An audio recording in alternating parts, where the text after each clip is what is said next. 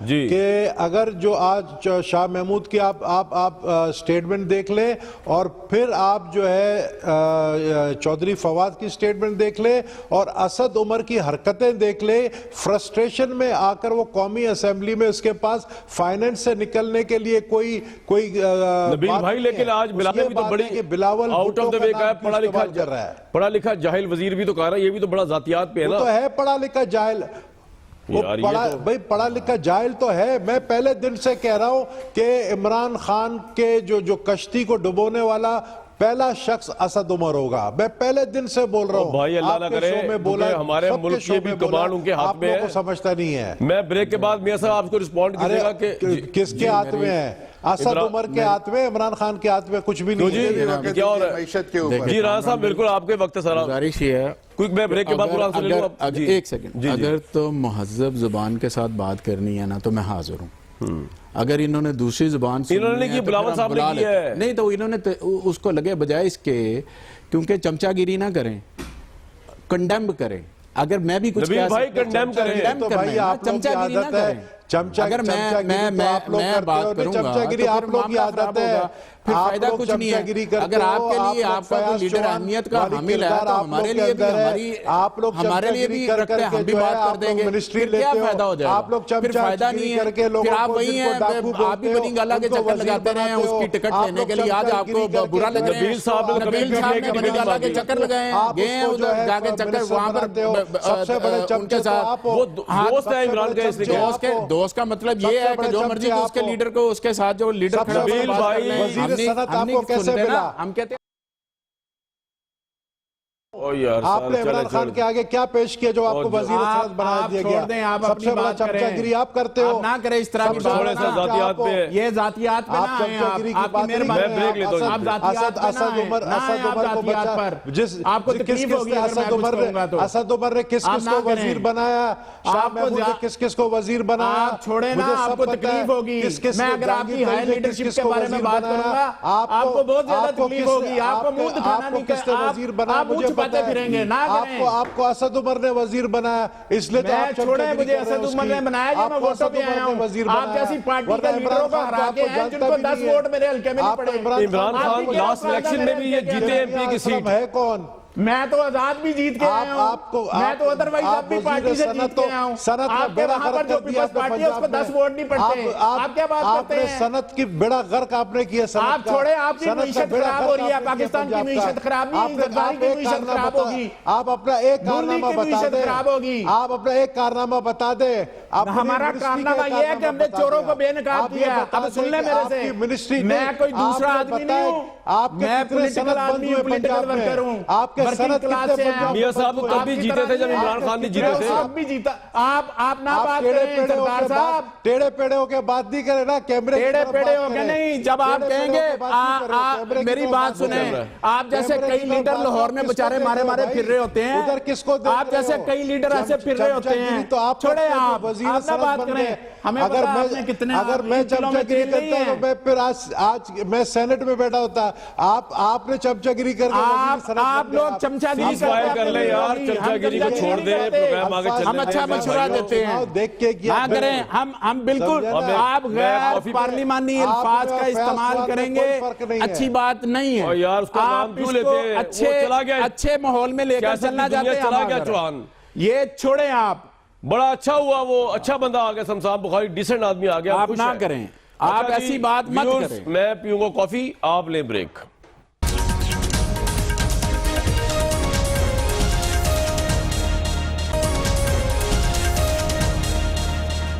اس پوری بریک میں پاکستان تحریک انصاف کے جو میاں اسلم اقبال صاحب سے یہی بحث کرتا رہا کہ آپ کی بلنگ غلط ہے گیس کی اور آپ معیشت کے اوپر سیریس سٹیپس نہیں کر رہے ہیں، وہ اپنے آرگومنٹ دیتے رہے کہ کام صحیح ہو رہا ہے۔ رانا صاحب اے سارا تھوڑا ہی کیا تھا جو تسی آندے ہونا معاملہ شوش میں بس نظر آئندہ کہ اے سارے کام تسی مکا کے گئے ہو، اربوں روپے کا LNG اور پتہ نہیں کیا کیا ملک پہ قرضہ چڑھا ہوا ہے، کیا کرے تحریک انصاف یا پیپلز پارٹی یا کوئی بھی گورنمنٹ ادھر ہوتی، تباہ کر دیا آپ نے اس ملک کو۔ رانا صاحب دیکھیں کامران بھائی، جب ایک سال ختم ہوتا ہے تو اسٹیٹ بینک آف پاکستان ایک رپورٹ جاری کرتی ہے، اس رپورٹ کے اندر ہر چیز کے اہداف کا ذکر ہوتا ہے، آپ کا گروتھ ریٹ ہو، آپ کے قرضے ہوں، آپ کی مہنگائی کا ریٹ ہو، آپ کی ایگریکلچر گروتھ کا ہو، آپ کی انڈسٹری کی گروتھ کا ہو، ہر چیز کے اہداف آتے ہیں۔ اگر ہم جھوٹ بولتے رہے ہیں تو آج گورنر اسٹیٹ بینک وہی ہیں۔ ان 5 سال کے اندر آپ نے دیکھا کہ وہ اہداف بڑھتے اور بہتری کی طرف جاتے رہے۔ جب ہم گئے ہیں اس کے بعد وہ سارے اہداف گرنا شروع ہو گئے ہیں۔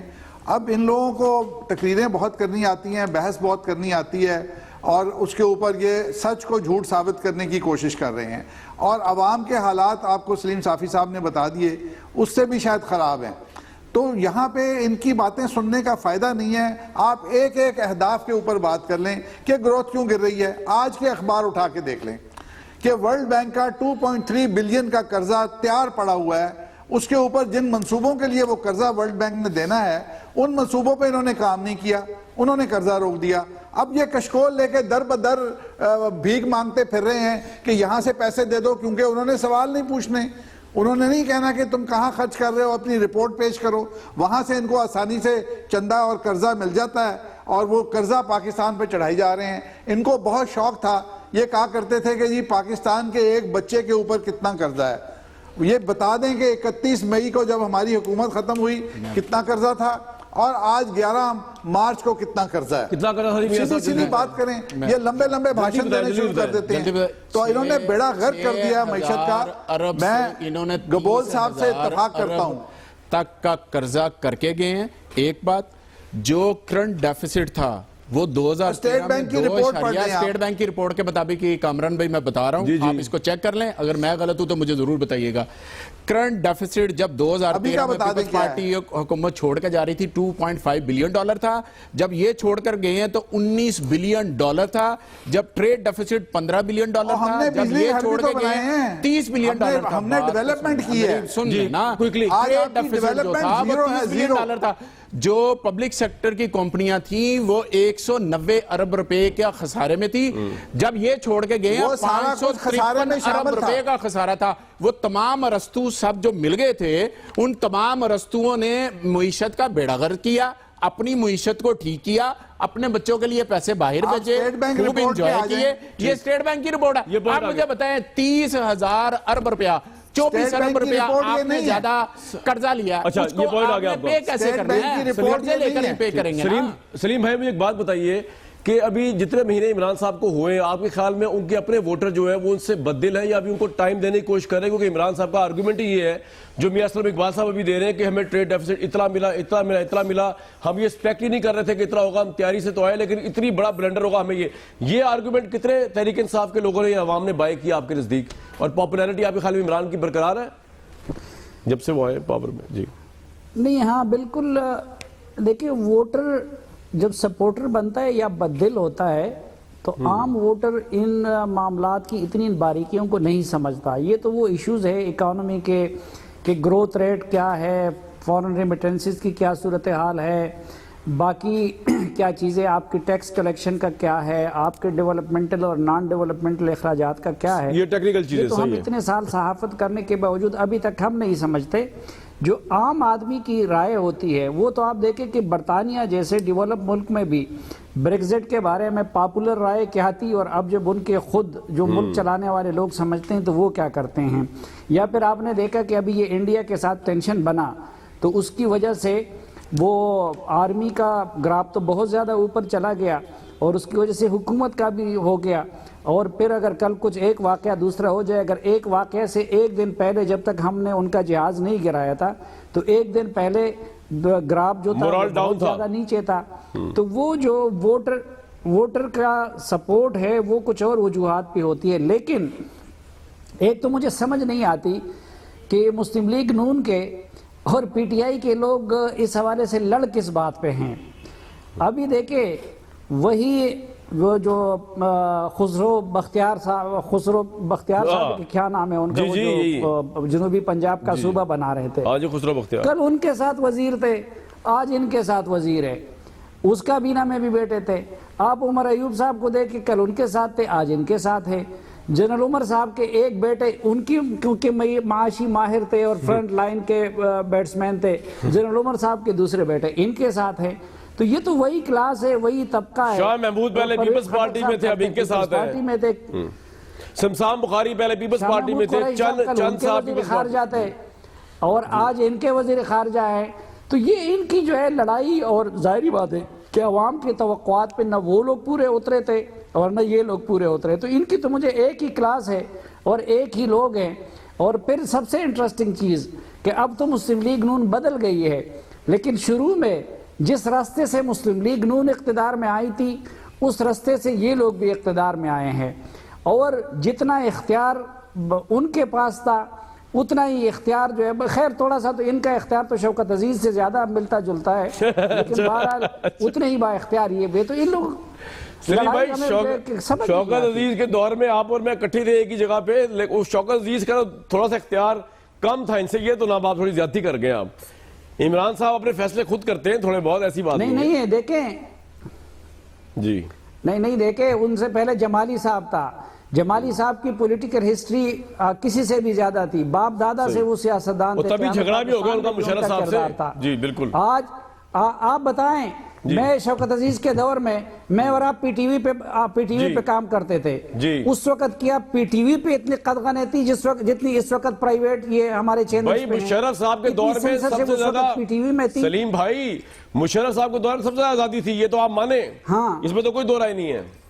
صحیح بات ہے، یہی میں کہہ رہا ہوں نا کہ مشرف صاحب کے دور میں جو آزادی تھی میڈیا کی، وہ کسی پولیٹیکل گورنمنٹ نے نہیں دی سر. صحیح بات ہے، بالکل. آپ یہ تو 100% میں کہتا ہوں کہ کچھ حوالوں سے شوکت عزیز بہت بہتر تھے. شوکت عزیز شاید زیادہ بہتر تھے اس وقت. نہیں آپ یہ کیوں نہیں کہتے مشرف صاحب بہتر تھے؟ کیونکہ وہ تو مشرف صاحب ہی کی کٹ پتلی تھے نا، تو وہ تو مشرف صاحب چاہتے تھے آزاد ہو میڈیا. یار میں آپ کو وزیر اعظم کے اختیارات کی بات کر رہا ہوں. اچھا ٹھیک ہے میں آپ کو وزیر اعظم کے اختیارات کی بات کر رہا ہوں. نبیل بھائی آپ بھی ایگری کرتے ہیں سلیم صاحب؟ اقتدار میں آنے کے رستے کی بات کر رہا ہوں. بالکل ٹھیک ہے. یہ تو ہمارے بڑے پاپولر پرائم منسٹر ہیں. سانگڑ سے بھی جیتا تھا باری اکثریت سے، اور اٹک سے بھی جیتا تھا باری اکثریت سے. پرائم منسٹر ہے سلیم بھائی نے ان کو شوکت عزیز سے ملا دیا ہے. جی نبیل بھائی یور ٹیک. میں بالکل سلیم صافی صاحب کی بات پہ 100% اگری کرتا ہوں. جو انہوں نے باتیں بولی ہیں وہ باتیں جو ایک عام آدمی ہے وہ بھی اب سمجھ چکا ہے. جہاں تک عمران خان کی اتھارٹی کی آپ بات کر رہے ہیں، دیکھیں عمران خان جنوری 2018 تک اس شرائط پہ وزیر اعظم بننے کے لیے تیار نہیں تھا جس شرائط پر اب وہ بنے ہیں جولائی 2018 میں. عمران خان شاید میاں اسلم کو نہیں پتا ہے کہ ان سے زیادہ عمران خان کو میں جانتا ہوں جتنا آپ کو پتا ہے. میرے خیال میں آپ بہتر جانتے ہوں گے. اور آپ ہی کے شو میں عمران خان نے کیا کہا تھا میرے بارے میں وہ ذرا آپ چلا دیں کہ عمران خان نے میرے بارے میں آپ کے اچھے کلمات، آپ کے متعلق اچھے کلمات ہی کہے ہمیشہ. جی اچھے کلمات ہی کہے. جی تو عمران خان کٹ پتلی وزیر اعظم بننا نہیں چاہتے تھے، لیکن حالات دیکھیں نا، انسان کو کبھی کبھی حالات جو ہے نا وہ مجبور کرتا ہے کہ شیر کو بھی سرکس میں کام کرنا پڑتا ہے. شیر جنگل میں کام کو بدلنے کے لیے ان کو ٹیم نے کے دل پہ نیت پہ جو ہے مجھے کوئی شک نہیں کہ اس کے دل کے اندر کوئی میل ہے، وہ کام کرنا چاہتا ہے لیکن وہ کام کر نہیں پا رہا ہے. وہ کچھ کر نہیں پا رہا ہے، وہ کچھ کر نہیں سکتا ہے. غلط ایڈوائزیں دے کر اس کو میاں صاحب غلط ایڈوائزیں نہ دیا کرو عمران خان اس کو انٹرنیشنلی. کون دیتا ہے غلط ایڈوائز؟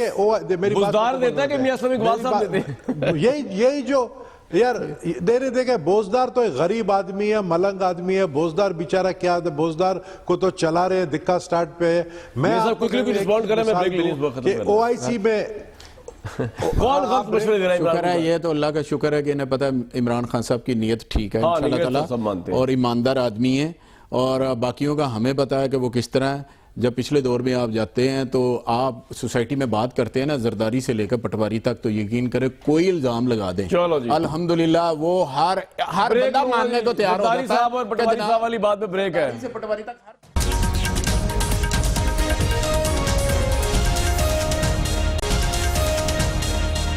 نواز شریف صاحب بلال بھٹو کی ملاقات زیادہ اہم ہے. پاکستان کے عوام کے مسائل جو مر رہے ہیں، پس رہے ہیں، ہیلتھ کا مسئلہ ہو یا گیس کا مسئلہ ہو یا بھوک کا مسئلہ ہو، اس پہ کب بات ہوگی آئی ڈونٹ نو. گورنمنٹ کی کیا پرائرٹیز ہیں؟